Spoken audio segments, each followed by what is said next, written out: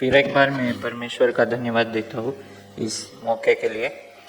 और अब तक हमने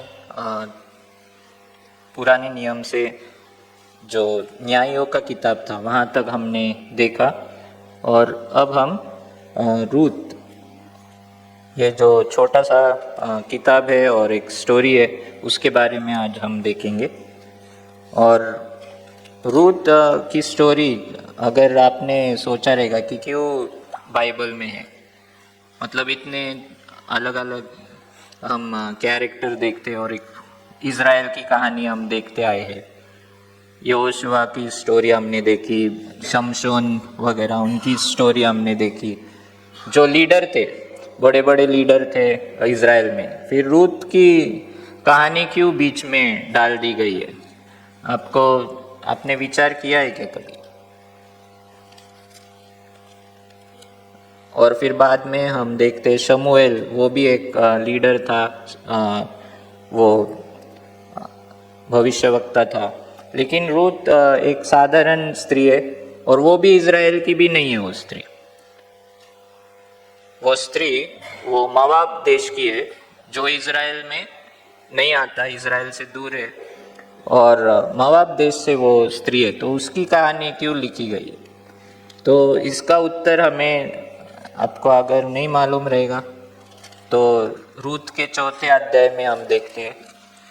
और रूत के 4 अध्याय में जो उसका 18 वचन है, वहाँ से हम देखते हैं कि एक जीनियोलॉजी दिया है, या वंशावली उधर लिखी गई है। और वो वंशावली किसकी है? तो बोआज जो उसका पति है रूत का, और उससे ओबेद जन्म आया, और फिर ओबेद से ईशाई नाम का एक व्यक्ति जन्म आया, और ईशाई व्यक्ति से कौन आया जन्म? दाऊद। सो दाऊद राजा उससे जन्म आया। तो रूत के परिवार में कौन जन्म लिया? दाऊद जो राजा था उसने जन्म लिया। और उसके कारण हम देखते हैं कि रूत की कहानी इधर हम देखते हैं। और रूत की कहानी सिर्फ इसके लिए नहीं है कि दाऊद की वो परदादी थी, उसके लिए उसकी कहानी नहीं डाली गई है। लेकिन सच में रूत की कहानी बहुत सुंदर है, और एक प्रेम कथा है, लव स्टोरी है वो। और हम देखते हैं कि बाइबल में बहुत अलग अलग प्रेम कथा है, उसमें से एक श्रेष्ठ प्रेम कथा ये रूत की है। हमने देखा है कि बहुत सारे अलग अलग ऐसे प्रेम कहानियाँ हैं। हम देखते हैं जो मरिया और योसेफ, उनके बारे में भी अगर हमने देखा तो वो कहानी हम बोल सकते हैं उनके बारे में। और अलग अलग लोग हैं, अलीशिबा और जकरिया है, उनके बारे में हम बोल सकते हैं। अब्राम और सारा है, उनके बारे में हम बोल सकते हैं, है ना।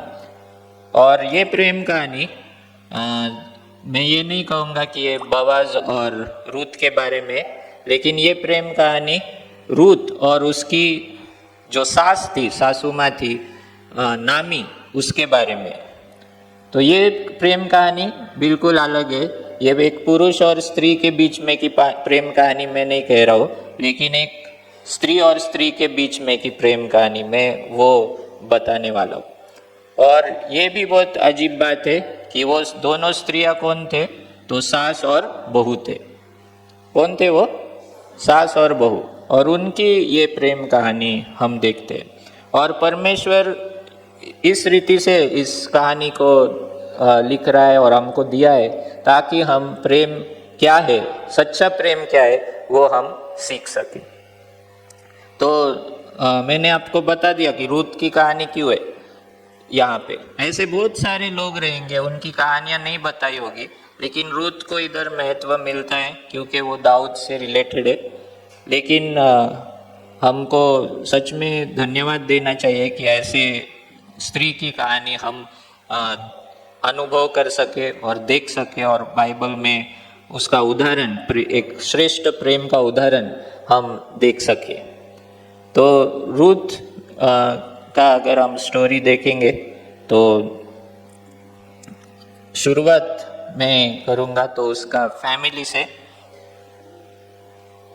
जो पहले अध्याय में लिखा है, पहला अध्याय और पहले 5 वचन में। अभी ये जो स्टोरी है वो जैसे मैंने कहा था न्यायियों का समय था। अगर आपको पता होगा पिछला समय न्यायियों का समय, जजेस पीरियड, वो कितने साल का था? 300 से अधिक साल का। तो 300 से अधिक साल का ये पीरियड बहुत ही खराब पीरियड था इज़राइल के लिए। इज़राइल इसमें पाप कर रहा था, प्रभु से बहुत दूर हो गए थे वो। लेकिन ऐसे पीरियड में हम देखते हैं कि एक अच्छी कहानी भी हमें दिखाई देती है, क्योंकि इधर पहले ही वचन में लिखा है जब शासक इज़राइलियों पर शासन कर रहे थे तब उनके देश में अकाल पड़ा। तो ये जो कहानी है रूत की, नामी की कहानी, ये न्यायियों के समय की ही कहानी है। और न्यायियों के समय में हमने देखा पिछले बार कि कितना लोग बार बार प्रभु को छोड़ रहे थे, बार बार दूसरे भगवानों के पीछे जा रहे थे, बार बार गलत काम कर रहे थे, परमेश्वर के नियम शास्त्रों को टाल रहे थे। ये सब कर रहे थे। फिर भी हम देखते हैं कि इस समय एक प्रकाश का एक ऐसा, नहीं क्या, रे ऑफ लाइट बोलते, वैसे ये कहानी है कि सब कुछ बुरा हो रहा है और उस समय कुछ तो अच्छा हमें दिखाई दे रहा है। और सभी पात्र इसमें हम देख रहे हैं कि उसमें से हम कुछ सीख सकते, वो प्रभु से प्यार कर रहे, ऐसे हम देख सकते। शुरुआत लेकिन कुछ गड़बड़ी से होती है कि हम देखते हैं कि इज़राइल में अकाल पड़ा था, दुष्काल, है ना। और उसके वजह से ये जो परिवार था, इसमें कौन है? एक इज़राइली पुरुष यहूदा प्रदेश के बेतलेहम नगर से मोआब देश में प्रवास करने के लिए चला गया। उसके साथ उसकी पत्नी और 2 पुत्र भी थे। तो उस पुरुष का नाम एलीमलेक था। क्या आप देख सकते हैं एलीमलेक इधर?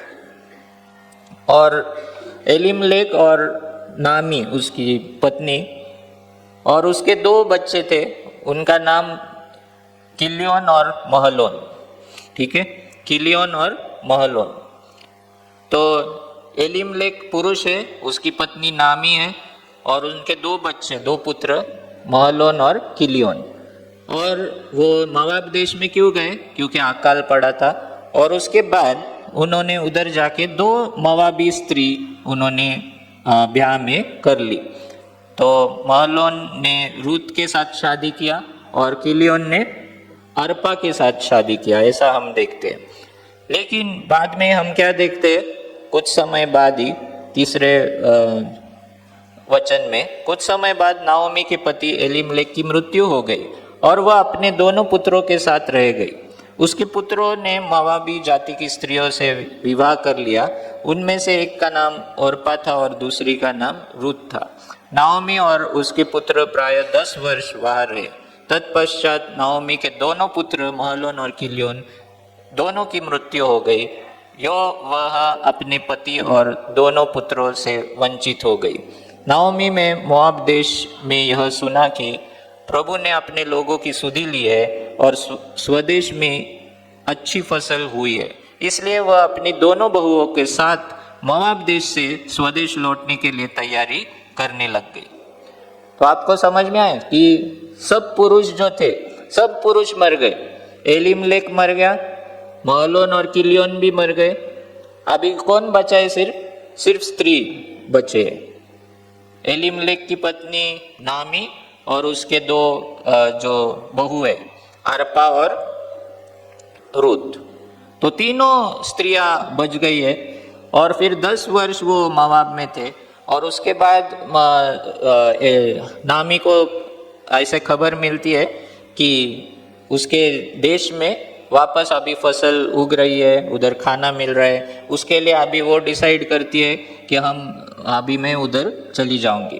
तो इधर हम देखते हैं कि ये जो दोनों बहू है वो अभी तक जवान है। ये जो बेटे भी थे वो जवानी में गुजर गए, उसके लिए दोनों बहू जवान है। और वो कहती है कि अभी तुम मेरे साथ आके क्या करोगे? तुम अपने देश में जाओ, आपके धर्म में लौट सकते हो, तो मैं चली जाती हूँ अकेली। लेकिन दोनों बहुत रोने लग गए और कहने लग गए नहीं हम तेरे साथ रहेंगे, है ना। और अगर आप पढ़ेंगे तो वो कहती है कि मैं तुमको, मेरे पास पति भी नहीं है कि मैं और एक बच्चा पैदा करूं, और वो बच्चा बड़ा होने तक तुम क्या रुकोगी क्या, और ना मैं दूसरों के साथ तुम्हारा ब्याह कर सकती हूँ। तो उसके लिए आप अपने अपने घर लौट जाओ और मैं अपने घर चली जाती हूँ। तो अगर हम देखेंगे वचन 14, वचन 14, 1 का 14 वचन। बहुएं जोर जोर से फिर रोने लगी। ओरपा ने अपनी सास का चुंबन लिया और अपने लोगों के पास लौट गई, पर रूत अपनी सास से चिपकी रही। इधर क्या लिखा है 14 वचन में, दोनों सब तीनों रोए, लेकिन बाद में अर्पा ने क्या किया, अपने सास का चुंबन लिया और वो अपने घर लौट गई, लेकिन रूत अपनी सास से चिपकी रही। नाओमी ने फिर कहा, देख तेरी जेठानी अपने लोगों के पास, अपने देवताओं के पास लौट गई है, अब तू भी अपनी जेठानी के पीछे पीछे लौट जा। रूत ने कहा, आप मुझसे विनती मत कीजिए कि मैं आपको छोड़ दूं, आपके पीछे पीछे न आऊं और लौट जाऊं। अभी रूत भी जा सकती थी, रूत भी जवान थी, वो भी दिखने में सुंदर थी, ऐसा लिखा है बाइबल में, फिर भी रूत अपने सास से चिपकी रही। और ये जो वचन इधर लिखा है ये बहुत सुंदर वचन है, 16 और 17 वचन। रूत ने कहा, आप मुझसे विनती मत कीजिए कि मैं आपको छोड़ दूं, आपके पीछे पीछे न आऊं और लौट जाओ। जहाँ जहाँ आप जाएंगी वहाँ वहाँ मैं भी जाऊंगी, जहाँ आप रहेगी वहाँ मैं भी रहूंगी। आपके लोग मेरे लोग होंगे, आपका परमेश्वर मेरा परमेश्वर होगा। जहाँ आप अंतिम सांस लेगी वहाँ मैं भी मरकर दफन होंगी। यदि मृत्यु भी हमें एक दूसरे से अलग करे तो प्रभु मेरे साथ कठोर व्यवहार करे, नहीं उससे भी अधिक बुरा व्यवहार करे। ये जो लास्ट में लिखा है ना, मृत्यु भी हमें एक दूसरे से अलग करे, है ना, तो मतलब मैं मर कर ही मैं तुझसे अलग होगी, दूसरे कोई भी वजह से मैं तुझसे अलग नहीं होना चाहती, मृत्यु ही हमको अलग करेगा।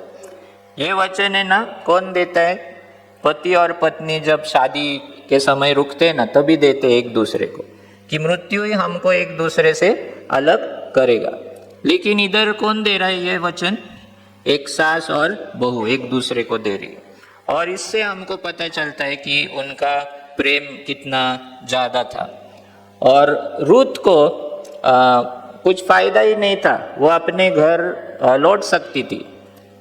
कोई भी स्त्री अपने घर वालों के साथ सेफ महसूस करती है, और अभी तो उसको सिर्फ घर नहीं जाना था, उसके देश में रहना था, नहीं तो उसको देश छोड़ के जाना था। वो मवाब में रहते थे, रूत मवाब से थी, और मवाब छोड़कर उसको अभी दूसरे देश में जाना था, इजराइल देश में। तो ये बहुत ज़्यादा उस पर मतलब बड़ा परीक्षा का समय था उसके लिए। फिर भी अपने सास के लिए उसको जो प्यार था, उसको मालूम था उसके सास के लिए कोई नहीं है, और उसके लिए वो क्या करती है कि डिसाइड करती कि नहीं, मैं मेरे सास के लिए मैं अपना देश छोड़ूंगी और उसके साथ रहूंगी।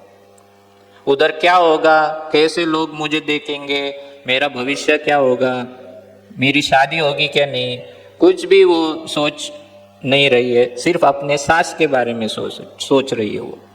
और इसके लिए मैं कहता हूँ कि ये एक सर्वश्रेष्ठ प्रेम का उदाहरण हमें देखने को मिलता है। क्योंकि आगापे प्रेम क्या है, निस्वार्थ प्रेम, उसका अर्थ निस्वार्थ प्रेम, कोई भी शर्त नहीं है उसमें प्रेम करने के लिए। और वैसा प्रेम कौन करता है, परमेश्वर करता है। लेकिन हमको भी वो प्रेम करने को कहा है, आगापे प्रेम। और इधर हम देखते हैं वो उदाहरण आगापे प्रेम का, कि कोई भी स्वार्थ इसमें रूत का नहीं है। रूत अपने लिए कुछ भी चाहती नहीं है कि मेरा क्या फायदा होगा इसमें या मेरा क्या होगा, ये कुछ भी नहीं सोच रही है। वो सिर्फ अपने सास के बारे में सोच रही है और वो चिपकी रहती है और वो कहती है कि जहाँ आप जाएंगे वहाँ मैं भी जाऊंगी, जहाँ आप रहेगी वहाँ मैं भी रहूंगी, आपके लोग मेरे लोग, आपका परमेश्वर मेरा परमेश्वर होगा।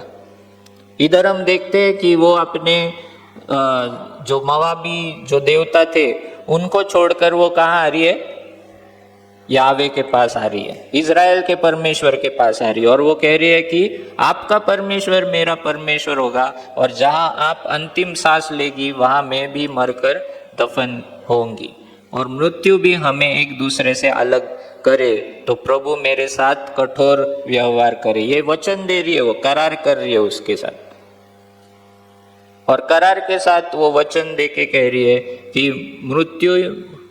मृत्यु भी हमें एक दूसरे से अलग करेगा और कुछ नहीं।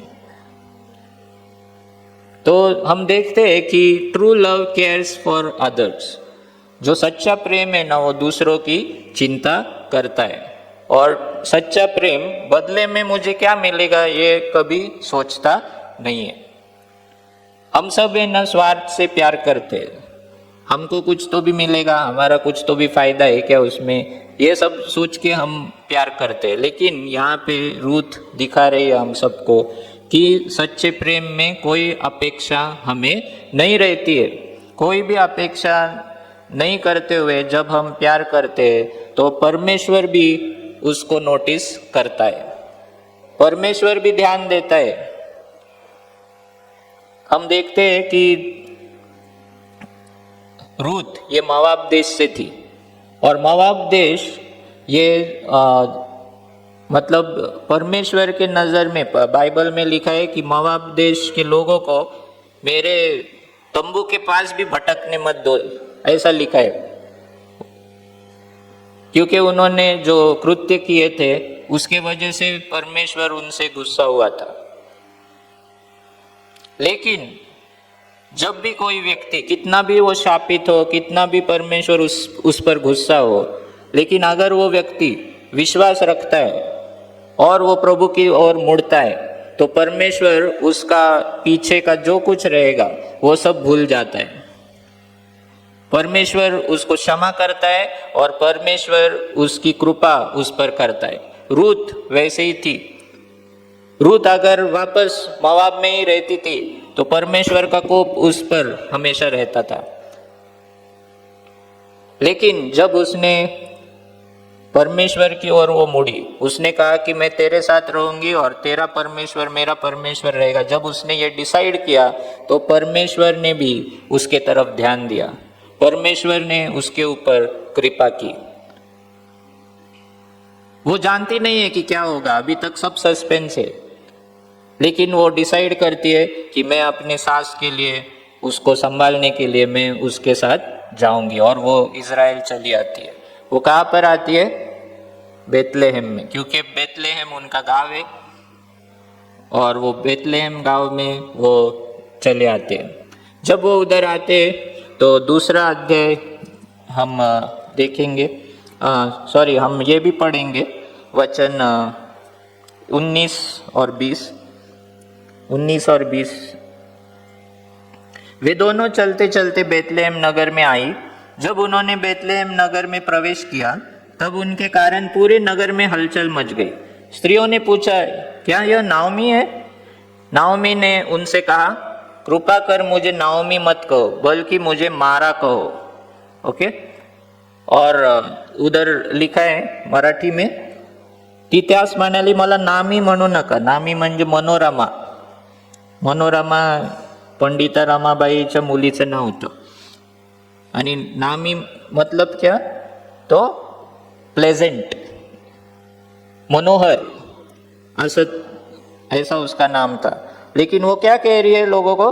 मुझे नामी मत कहो, लेकिन मेरे को मारा कहो, मतलब क्लेशमय ऐसा कहो, है ना, दुखी ऐसा कहो, क्योंकि सर्वशक्तिमान प्रभु ने मुझे बहुत दुख दिया है।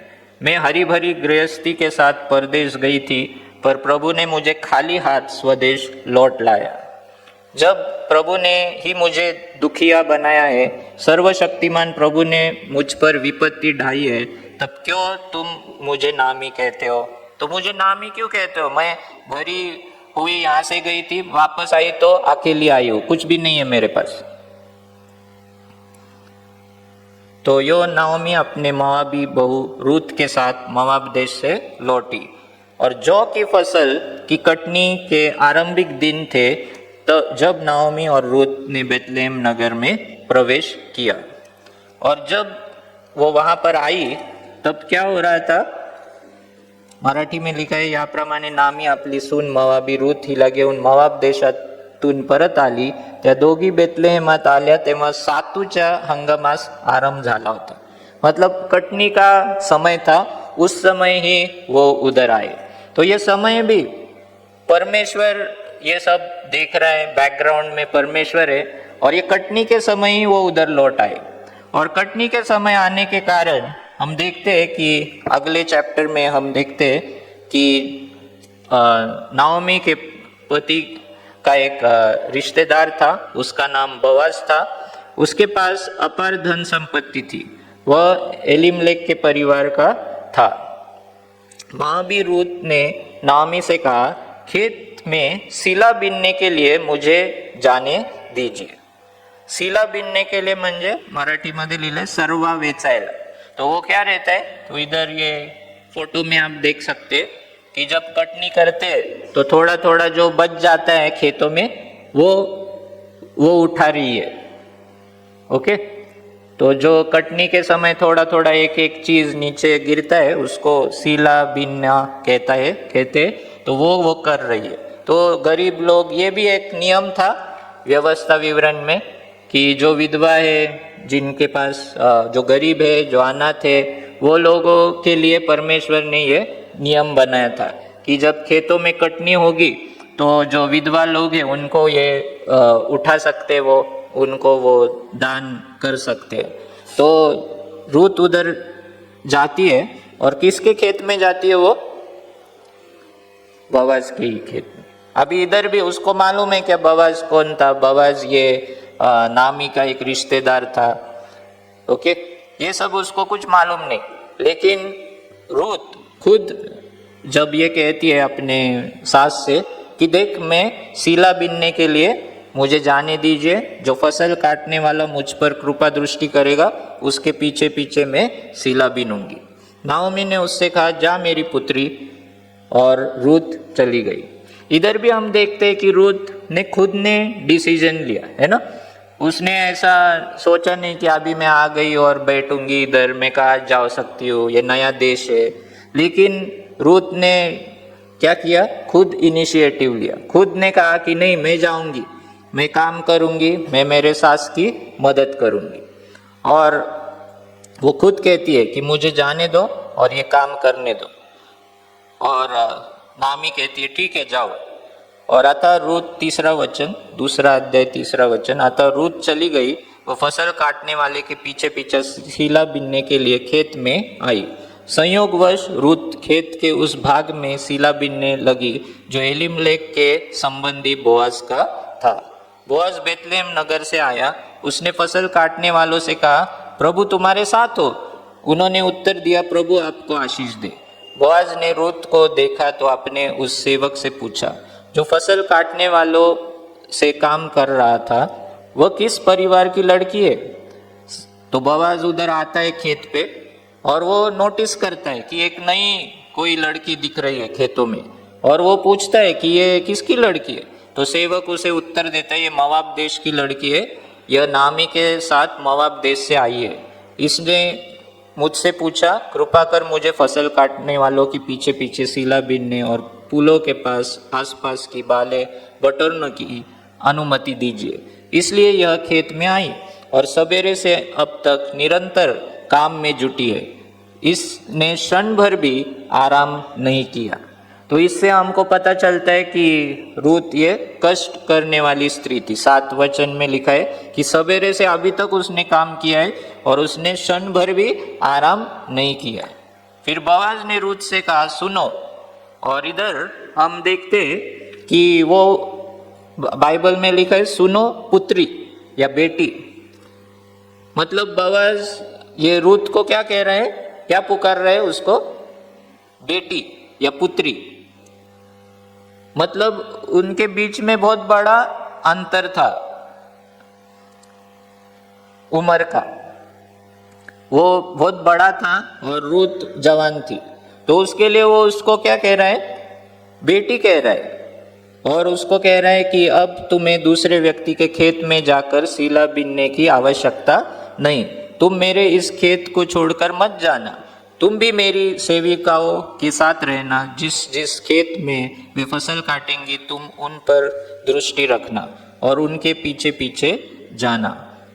और वो कहता है कि मैं देखूंगा कि कोई पुरुष तुम्हें स्पर्श नहीं करेगा, और जब भी तुम्हें प्यास लगेगी तुम वो पानी पीना और फिर मेरे ही खेत में आना, वो ऐसा वो कह रहा है। फिर 10 में रूत ने मुंह के बल गिरकर साष्टांग प्रणाम किया। उसने बोअज से पूछा, आपने क्यों मुझ पर कृपा दृष्टि की, मुझ पर ध्यान दिया, मैं तो परदेशिनी हूँ, है ना, मैं तो बाहर की हूँ। बोअज ने उसे उत्तर दिया, जो व्यवहार तुमने अपने पति की मृत्यु के पश्चात अपनी सास के साथ किया है वह सब मुझे बताया गया है। मुझे मालूम हुआ है कि तुम अपने माता पिता और मातृभूमि को छोड़कर ऐसे लोगों के साथ रहने के लिए आई हो जिन्हें तुम पहले कभी जानती भी नहीं थी। प्रभु तुम्हारे कार्य का पुरस्कार तुम्हें दे। इज़राइलियों का प्रभु परमेश्वर जिसकी छत्र छाया में तुम आई हो तुम्हें पूर्ण प्रतिफल दे। तो बोअज ने क्या उत्तर दिया कि मैं तुझ पर क्यों कृपा कर रहा हूँ, क्योंकि मैं जानता हूँ कि तूने अपने सास के लिए क्या क्या किया है, तुमने अपने देश को छोड़ा है, तुमने उसके लिए ये देश में आई हो और अब काम कर रही हो, मदद कर रही हो, ये सब तुमने जो किया है उसके कारण परमेश्वर के पास तुम आई हो, और ये तुम्हारी अच्छाई देखकर मैं तुम्हें ऐसे बर्ताव कर रहा हूँ। तो मैं यही कहना चाहता हूँ कि जब हम किसी के लिए कुछ करते हैं तो परमेश्वर हमेशा नोटिस करता है, परमेश्वर हमारे पास ध्यान देता है और हमारी ज़रूरत वो पूरी करता है। जब भी निस्वार्थ प्रेम से हम कुछ करेंगे ना तो परमेश्वर कभी हमें खाली हाथ नहीं छोड़ता, परमेश्वर हमारी मदद ज़रूर करता है। और फिर हम देखते हैं कि आगे भी दोपहर के समय बोअज उसको कहता है कि हमारे साथ तो खाने के लिए बैठ, और उसके ऊपर ज़्यादा उसकी कृपा दृष्टि वो करता है। और फिर दूसरे जाते समय भी इतना वो लेकर जाती है, वो जो फसल वो धान जो है वो इतना लेकर जाती है कि ऐसा लिखा है 13 किलो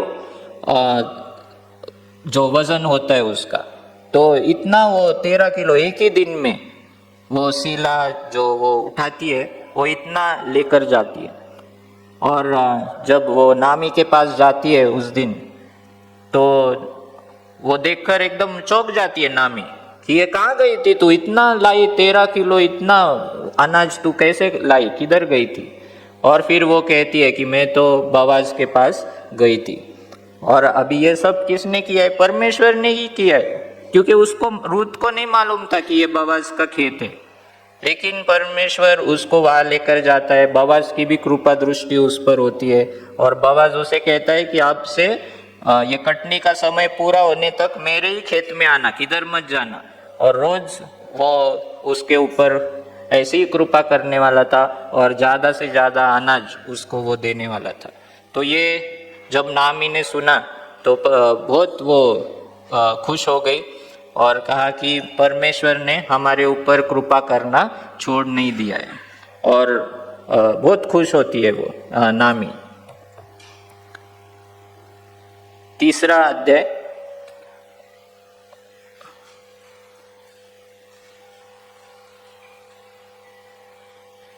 उसकी सास नाओमी ने रूत से कहा, मेरी पुत्री, यह मेरा कर्तव्य है कि मैं तेरे लिए पति का आश्रय खोजूं जिससे तेरा भला हो।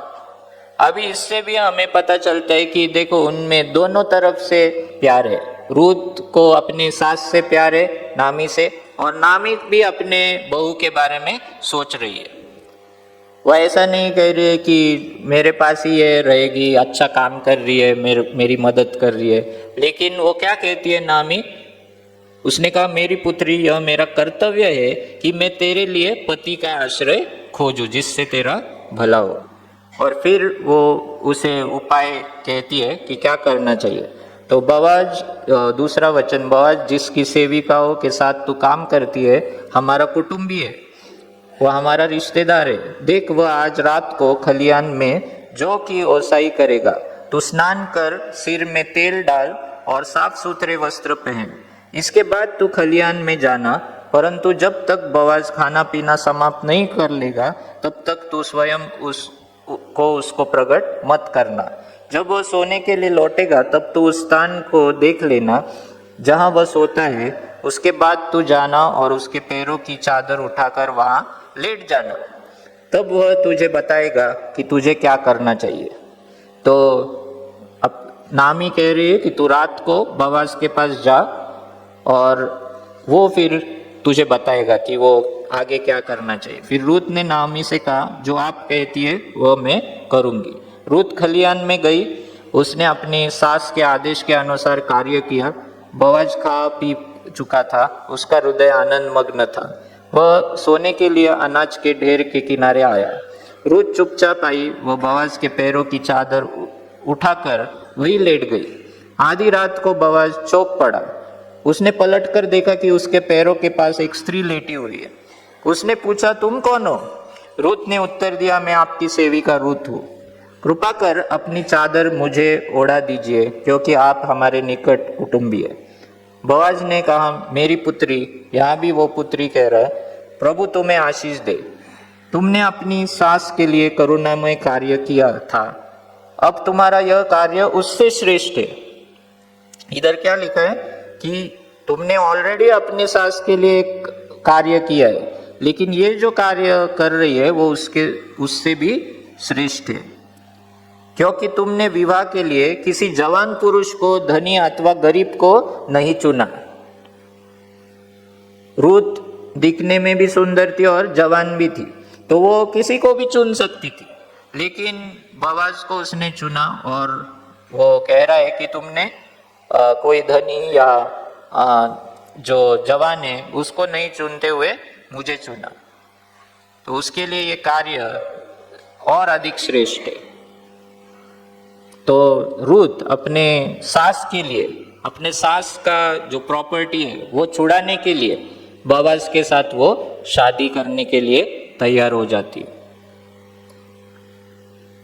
मेरी पुत्री तुम मत डरो, जो कुछ तुमने मुझसे कहा है वह सब मैं तुम्हारे लिए करूंगा। नगर के सब लोग जानते हैं कि तुम चरित्रवान और परिश्रमी हो। देखो यह सच है कि मैं तुम्हारा निकट कुटुंबी हूँ, फिर भी एक और पुरुष है जो तुम्हारा निकटतर संबंधी है, इसलिए आज रात ठहर जाओ। यदि वह सवेरे तुम्हारा निकटतम कुटुंबी होने का दायित्व पूरा करता है तो ठीक, वह तुमसे विवाह करे, परंतु यदि वह तुम्हारा निकटतम कुटुंबी होने के दायित्व को पूरा करने के लिए तत्पर नहीं होगा तो मैं जीवंत प्रभु की शपथ खाता हूँ कि मैं तुम्हारा निकट कुटुंबी होने का दायित्व पूरा करूँगा। अब तुम यहाँ सवेरे तक सोती रहो। तो बवाज का भी जो ईमानदारी है वो यहाँ पर हमको दिखता है। वो क्या कहता है कि मेरे से और क्लोज एक रिश्तेदार है तुम्हारे, और उसे चांस मिलना चाहिए। अगर उसने ना बोल दिया तो फिर मैं तेरे साथ शादी करने के लिए तैयार होऊंगा। बवाज चाहता था तो वो खुद डायरेक्ट शादी कर लेता था, लेकिन उसने ईमानदारी के साथ कहा कि और एक जो रिश्तेदार है वो मेरे से भी क्लोज है, और अगर वो नहीं कहेगा तो फिर मैं तेरे साथ शादी करूँगा। और ये जो नियम था ये भी बाइबल में, नियम शास्त्र में लिखा है कि अगर कोई किसी का भाई अगर गुजर गया और उसकी पत्नी विधवा हो गई तो दूसरा जो रिश्तेदार है, भाई या रिश्तेदार, वो उसके साथ शादी करेगा और उसके लिए पुत्र उत्पन्न करेगा। जो मरा हुआ भाई है उसके लिए, जो मरा हुआ भाई का नाम इतिहास से निकलना नहीं चाहिए, उसके लिए मरे हुए भाई के नाम के लिए वो पुत्र उसको देगा, तो उसकी प्रॉपर्टी भी उसको शेयर करनी पड़ेगी, ऐसा वो रहता था। तो उसके लिए दूसरे दिन चौथे अध्याय में हम देखते हैं कि बवाज जल्दी से सुबह सुबह वो चौक में चला जाता है, और उनके चौक में सब जो एल्डर्स रहते हैं, जो वृद्ध लोग रहते, जो शासक रहते, जजेस रहते, उधर उनके पास चला जाता है, और वो व्यक्ति को वो बुलाता है जो निकट का रिश्तेदार था, और उसे कहता है कि मोआब देश से वो नामी आ गई है, और उसके जो उसकी बहू भी है वो भी विधवा है, तो उसके लिए जो प्रॉपर्टी छुड़ानी है वो छुड़ाने के लिए तू तैयार है क्या? और वो पहले हाँ कहता है, फिर वो कहता है कि फिर उसके विधवा के साथ भी तुझे शादी करनी पड़ेगी। और जब वो ये सुनता है कि विधवा के साथ शादी करनी पड़ेगी, तो वो रिश्तेदार फिर कहता है नहीं नहीं मैं नहीं करूँगा, फिर मैं नहीं छुड़ाऊंगा, क्योंकि उसको भी शेयर करना पड़ेगा उसके दूसरे बच्चों के साथ। तो वो कहता है कि मैं शादी नहीं करूँगा। तो फिर बाबा सबके सामने फिर साक्षी कहकर वो बोलता है कि ये देखो ये रिश्तेदार शादी करने के लिए तैयार नहीं है, तो फिर अभी मैं उसके दूसरे नंबर पर हूँ, तो मैं ये करने के लिए राजी हूँ, तो आप सब साक्षी हो। और सब साक्षी के रूप में जो गवाह है उधर, उनके बीच में वो कहता है कि मैं और वो जो बहू है विधवा है उसके साथ मैं शादी करूँगा और उसका प्रॉपर्टी में छुड़ाऊँगा, और उसका नाम, उसके बेटे का नाम, जो महलोन का नाम, वो हमेशा जारी रहेगा। तो ये सब प्रबंध कौन करता है? बवाज करता है। और फिर हम देखते हैं कि बवाज और रूत की शादी हो जाती है। और फिर शादी चौथे अध्याय में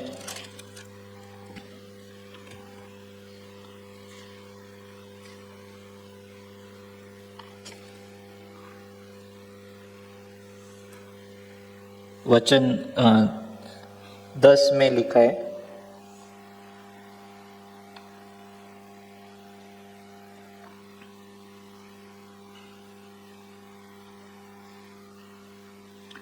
इसके अतिरिक्त मैं महलोन की विधवा मोआबी रूत को पत्नी के रूप में स्वीकार करता हूँ, जिससे मृतक का नाम उसकी पैतृक संपत्ति पर कायम रहे और मृतक का नाम उसके भाइयों के मध्य से तथा उसके नगर के सभा स्थल से लुप्त न हो जाए।